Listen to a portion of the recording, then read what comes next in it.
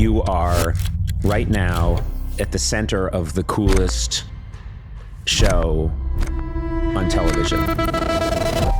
Adam Scott doesn't know how he got here. He stars in one of the most anticipated second seasons of a show ever. Everyone is talking about Severance. The world of Severance. I'm into Severance now. For the first time in his career, he's not just a part of something iconic. He's the face of it. Severance is the most watched series on Apple TV Plus history. It might be one of the best shows ever created. But Adam's success didn't happen overnight. This is not a story about succeeding. This is a story about what happens when you don't, and you keep going anyway. You got started out in a horror movie. One of the most successful horror movies of recent years was Hellraiser, and now we have the sequel. A movie called Hellraiser Bloodline. The year is 1996, and a young, struggling actor gets his first role in a feature film. It was the first, real movie I got a role in, and I mean, I really did think, oh, well, this is it. The movie was the worst Hellraiser movie ever made. Arguably, it is the worst Hellraiser movie by far. It's one of the only movies directed by Alan Smythe, which is the name that the Directors Guild uses if no one wants to take credit for the movie. Well, it's interesting, too, when you don't have some lightning strike, when you don't get cast as the lead in something that turns out to be huge. I mean, I auditioned for all those. I auditioned for Scream and for I Know What You Did Last Summer. All those movies in the 90s that ended up being a big deal. Just didn't get any of them. I was in these waiting rooms, and these guys I would be in these waiting rooms with, I would see them just get one of those and then be superstars. There was a real low point in 2000. I had been at it at that point for 7 years or something, and I was nowhere. Why am I still doing this? After a decade in Hollywood, the trajectory of Adam's career wasn't going like he had dreamed it up as a kid. Born and raised in Santa Cruz, California, Adam knew he wanted to be in movies at an early age. But despite the close geographical distance, Hollywood always felt so far away. I grew up in Santa Cruz, California, which is this little kind of hippie beach town. And I know it's in California, but it may as well be going and being on TV or being in the movies felt like I'm going to go to the moon or something. Right. So we didn't have a TV in our house. I lived with my mom for a majority of the time. You're the youngest, like I am, and your parents got divorced. I was so young, 5, I guess, when it happened. My dad got me this little 5-inch black and white TV that I just kept in my room, and I was just glued to it. And when did you get the acting bug? Very clear moment for me when I saw Raiders of the Lost Ark. Raiders of the Lost Ark. I believe I was 9 years old and saw it in the theater and just couldn't shake it.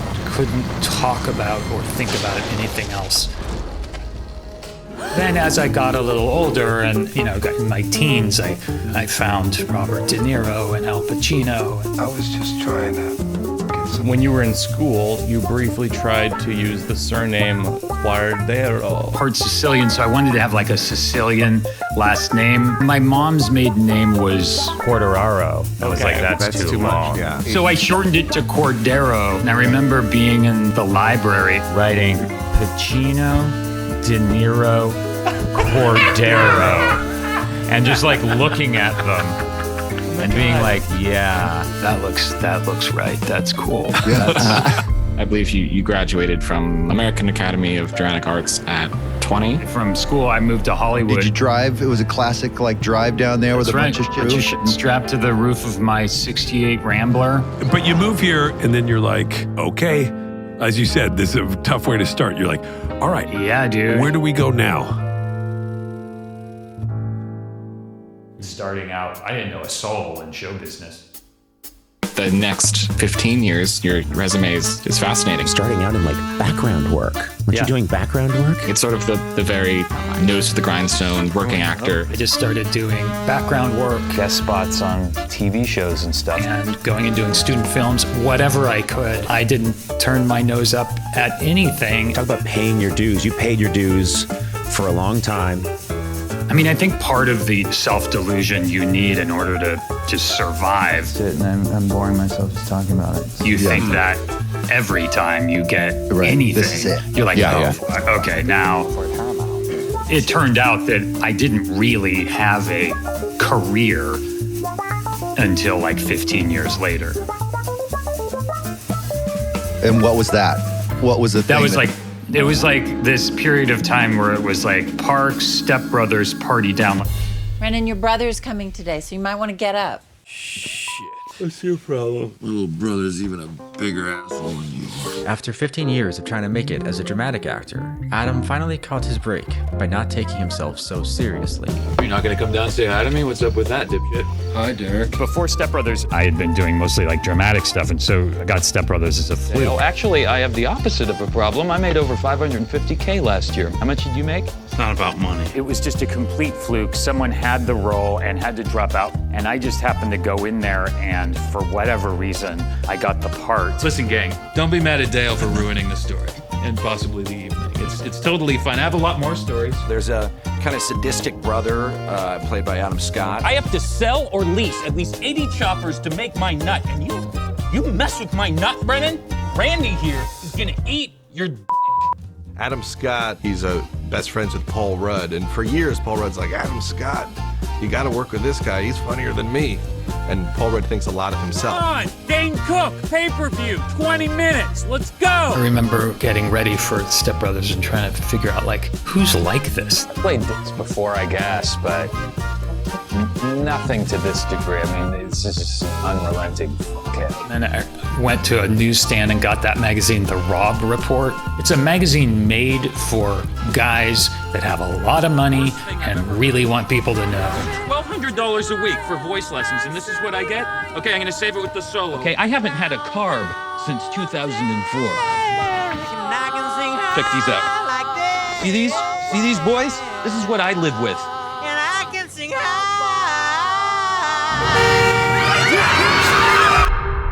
By 2009, Adam had fully embraced his comedic side, so when Mike Schur opened auditions for his new show, Adam gave it a shot. It wasn't even really for a specific role. It was so early. Me and Rashida read together and blew it and was bummed. Adam didn't get the role, but sometimes failure is just a detour. And then that sort of led directly into Party Down. You don't have to run around, man. You just stand there. Come on, Henry. You can be two things in life. You can be an achiever, or you can be a fuck up. Okay. And which one are you being right now? My friends created this show, and we made it in my friend's backyard, and then Stars picked it up, and we made it into an actual series. Got this really hip show on Stars called Party Down. I'm an achiever. Okay, well then I'm definitely a fuck up, and gotta say, standing here watching you light a flag on fire in a parking lot, I feel kind of okay about it. It's a bunch of Hollywood wannabes. It's comic, and it's kind of sad and tragic. I'm doing this thing with my friends that's super fun. No one knows what it is, and no one's watching it. So when you were in Party Down and no one watched it, yeah. I'm just kidding. Thank you. Henry, don't be a quitter. Don't be a quitter. Do something. Do something. Because there's that article where it was like, it received a 0.0. It's like an iconic show. It's like iconic show that like is beloved by comedians. And that obviously then goes to Parks and Rec. And then weirdly, Mike loved Party Down, and from that called and said, hey, you know, will you come audition? Do you think a depressed person could make this? No.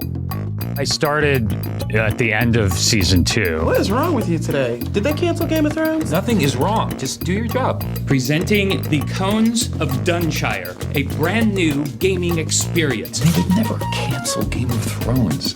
It's a crossover hit. It's not just for fantasy enthusiasts. They're telling human stories in a fantasy world. 8 to 12 players, 2 wizards, a maverick, the arbiter, 2 warriors, a corporal, and a ledgerman. Now, the ledgerman just keeps score, and he wears this hat. Oh boy. My question is for Adam. You've just done Party Down, and now you're on Parks and Rec. And to me, these are like the 2 most amazing comedies of the decade. I know a lot of people ask you what's different about them. I just want to know, what do they share? Why are they both so amazing? You know? It does sound like the common denominator is you. Adam and his character on the show, Ben Wyatt, quickly became fan favorites. But it wasn't just fans who were paying attention. After season 4 of Parks and Rec aired, Adam would receive the first of 2 phone calls from one man who had been watching his work for some time. Actually, I saw Adam Scott in Step Brothers, and I was just like, I got obsessed with that movie. Our special guest, Adam Scott, known for his role as the adorably charming Ben Wyatt.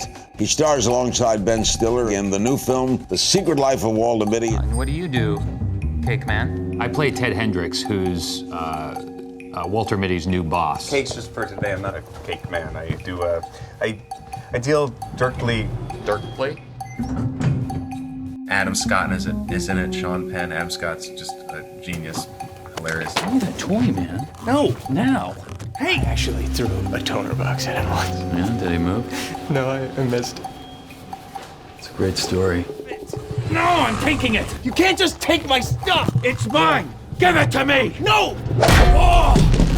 After Step Brothers, there was certainly a tendency to cast me as the obnoxious, ultra-confident kid. I tried not to repeat that too many times, but when Ben Stiller wants me to play the bad guy in his movie, there's absolutely no way I'm going to pass that up. Stop fiddling with sweets and little men! I'm trying to do my job! With each passing year, Adam found more and more success as an actor, and when Parks and Rec ended in 2015, he decided to make the move back to drama. But before he did so, he still had to say goodbye to a character who meant so much to him. When I started on the show, the thing I really liked about the character, that was kind of the first thing Mike told me about the character, is this terrible thing happened to him when he was mayor as a teenager. When I was 18, I ran for mayor of my small town and won. I pretty much ran the place into the ground after 2 months and got impeached. And the decision he had made was to put his head down and just work hard to get out of this humiliating hole he had dug for himself. So one day he could be taken seriously. Sort of. Thank you. You're my one. Well, you are my... Shut up. I will not be anybody's runner-up. You need to hear that. HBO's Big Little Lies debuted on Sunday. After Parks and Rec, I really made a concerted effort to try and find something different, something maybe more dramatic. He's treating me quite well, Nathan. It's too bad. You have this deep nostalgia. I want an explanation for it. Too bad. Is there something about childhood that was so comforting? Your mom is this very unique station, just like in the back of your head. Nick Kroll special where he's just like, yes, moms are annoying. Yes. And it's like, they are. Why? Yes. If I'm talking to an authority figure, I speak differently. And I remember my mom like commenting on that once when I was a kid, and it bothering me that she was like nailing me on this. Because they know you so intimately. well. Yep, in a way that no one else does. Not your dad, no one. They just know.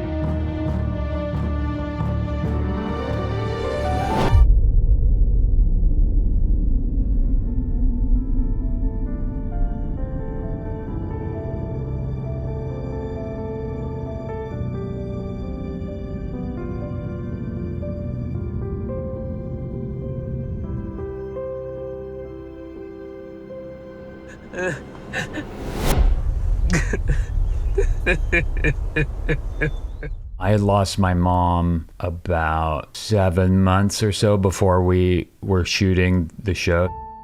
I was with my family during lockdown when she died, and over the 5-6 months of lockdown, I was in with the 3 people who I love the most, who love me the most, and so I was really kind of protected. But then when I got out here to shoot the show, I was by myself. I found myself here alone in October of 2020. I closed that door and was like, oh shit, and really felt the loss right there. Like, oh, there is a giant elephant in this room with me. I had a lot of grieving to do. The only place I had to turn to really was the show. the show, at least this season, is largely about grief and about how to come to terms with grief. When she was gone, I realized that part of the reason I was doing this in the first place was for her to see it.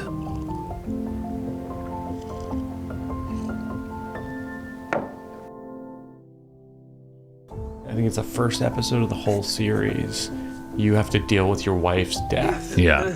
After a couple takes where I was crying in the car, and Ben was just like, really feel free to open yourself up and just let it all out. Like no one's watching. Just let go.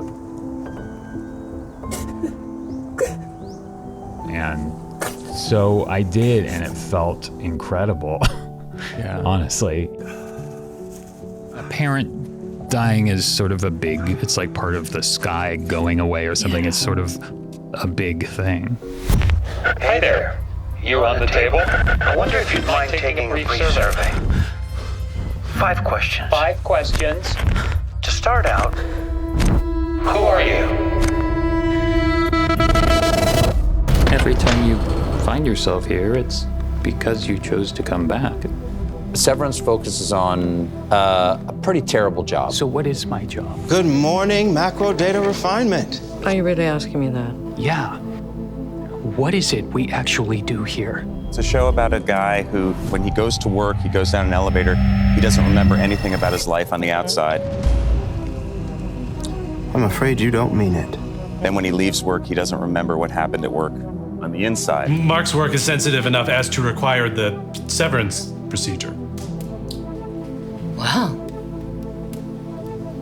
That's something, isn't it? Adam plays the main character who's going through the loss of his wife. Do you have a family?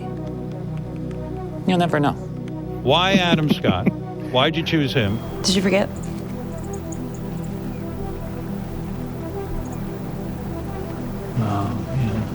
He's just like such an interesting dude because he's so normal, but not normal. Thank you. It's very sweet. How many departments are there? Probably Around 30. 5. No one's quite sure. I've never had a chance to really be a part of something like that. I confer upon you the advanced role of Macrodata Refinement Department Chief. I think he has, defined what the sort of office culture attitude is comedically and seriously. A handshake is available upon request. Thank you. May I have a handshake? So I guess we're not friends. Guess not. When you picked that show this morning, you didn't know she existed. Well, maybe love transcends severance. Mark scalped. You think so? No. Thought that was you. I also knew that he would see in this role kind of all the things that he's done in his career. It almost felt like this is what I've been working towards for 20 odd years. To me, it really felt like the culmination of everything that sort of came before.